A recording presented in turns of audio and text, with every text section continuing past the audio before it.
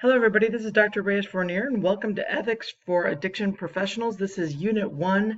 Every week I'll be doing a little video for you where I'm going to kind of summarize the week for you, what we're supposed to be learning, what I'm going to probably be focusing on, and, just my take on things. I'm also going to show you some websites and or sources for you to use for your discussion, just to kind of direct you in the right direction. And it's just a way for me to communicate with you on a different level, so I don't have to just keep writing and writing. So this is Ethics for Addictions. You're in the right place. And so let's begin. This first week, we're going to jump right in and we're going to start talking about codes of ethics for the practice of addictions counseling. We're going to look at the decision-making model. How are you going to look at issues that are going to come up with clients? Understand that ethics is not something that we employ just because there's a problem. Ethics is all the time. This is not a special circumstance. This is not, some crisis happened. What do I do?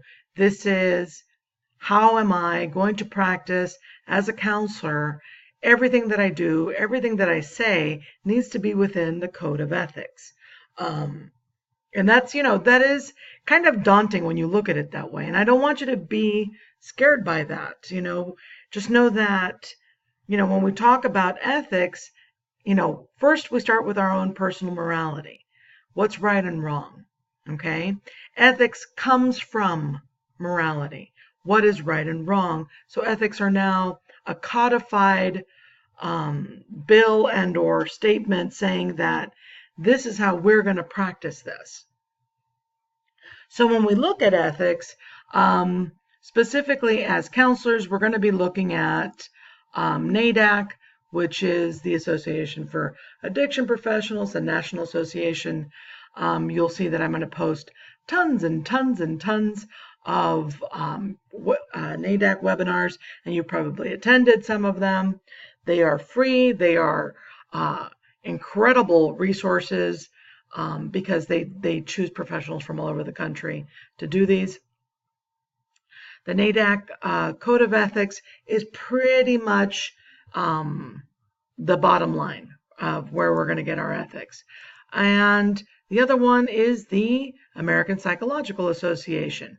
Why the American Psychological Association? Because 9 times out of 10, if a counseling and or psychological professional has a code of ethics, they stole it from the APA, because the APA has been the one to pretty much be the foundational source of all ethical documents and how we proceed.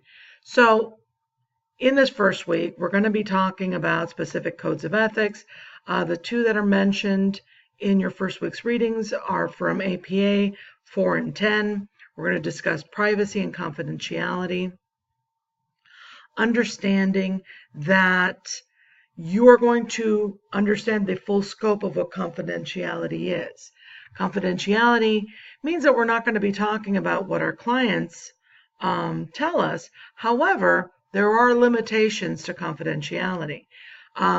We are not medical doctors. We are not attorneys. We are not priests. Because of these three things, we don't have what we would call absolute confidentiality. Doctors are protected with confidentiality, as well as attorneys and priests, even after the death of the patient. Whereas counselors, we don't have that kind of protection in terms of confidentiality. What we have is our smarts.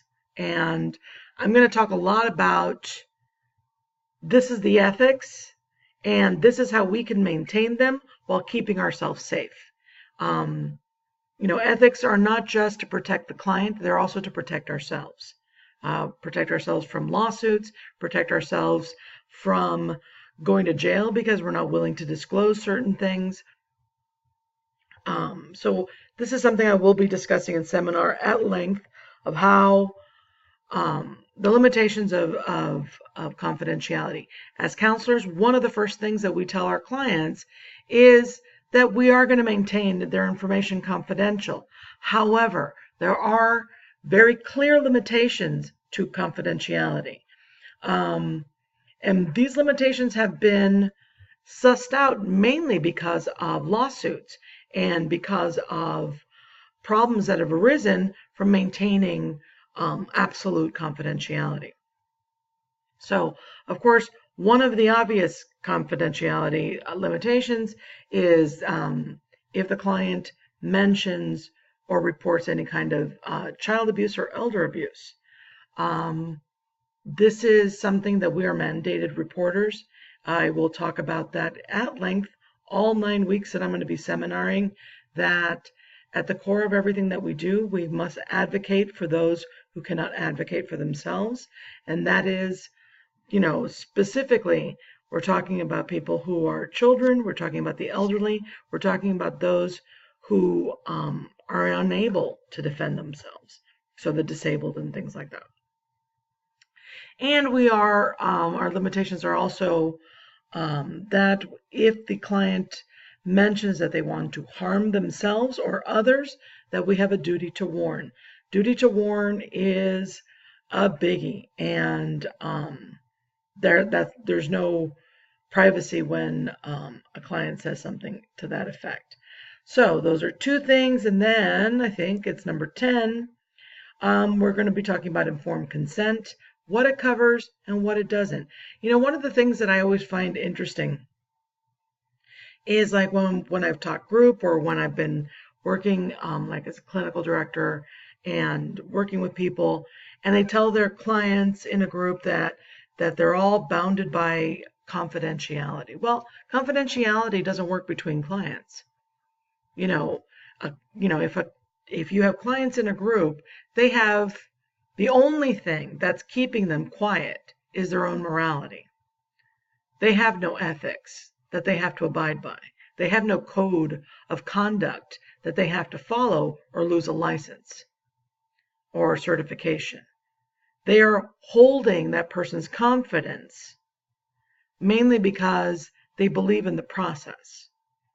And this is an important distinction to make with them, that it works because we make it work. It works because they invest themselves in the process. So yeah, there is no confidentiality between clients. Of course, you have confidentiality. You're not going to be disclosing what's discussed in groups, or up until a point, obviously. You could say what the group was about, you could say overarching themes, things like that. But there is a degree to which there is no real confidentiality that we have. What we have is privacy and a protection of clients that we're going to be working with. Then, of course, we're going to talk about all the things that we should not be doing, which is all settled into what we would call dual relationships, which we're going to talk about also at length. And don't worry, I'm going to be giving you all of these things. Now, where did I keep that? There you go. Ethical decision making. When we are going to make an ethical decision, we're going to identify the problem. Okay, so let's say that a client comes to you with a problem that they just remembered that, when they were 16, they were molested by their geography teacher in high school, and they're 20 years old. Within the statute of limitations, and very, very new. And first thing you're going to do is look for supervision. If you're in an agency where you don't have much supervision, I strongly suggest that you go find a place that's going to take care of you. Supervision and working in treatment teams is for your benefit and for your protection.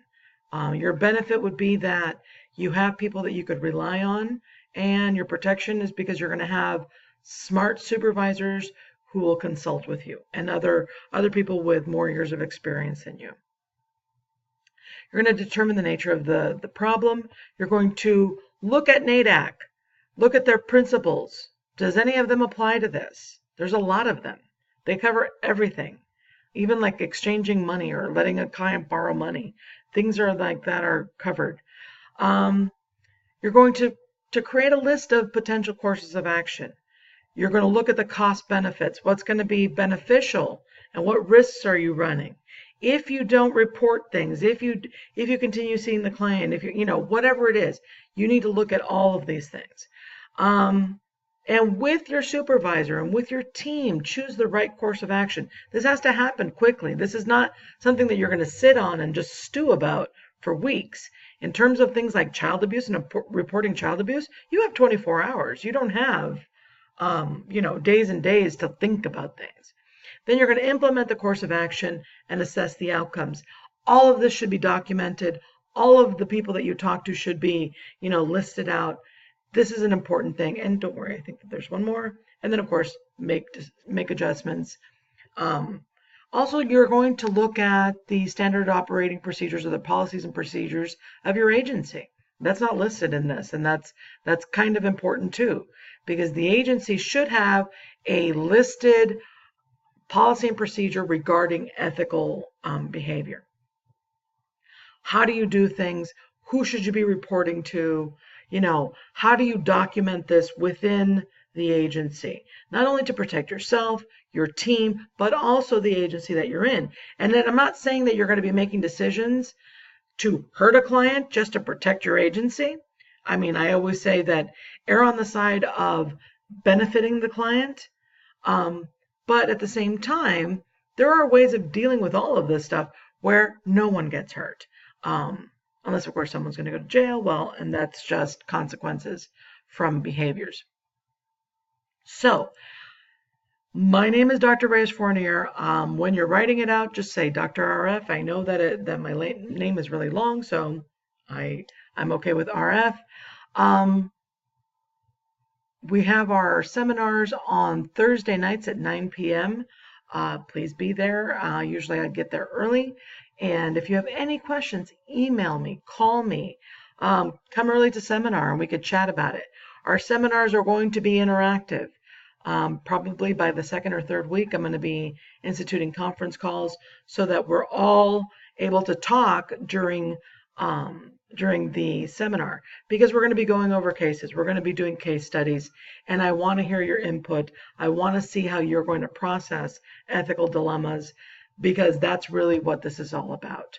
It's about working ethically as addiction counselors, and first rule of thumb before anything else is remember that we do not harm our clients. We do no harm.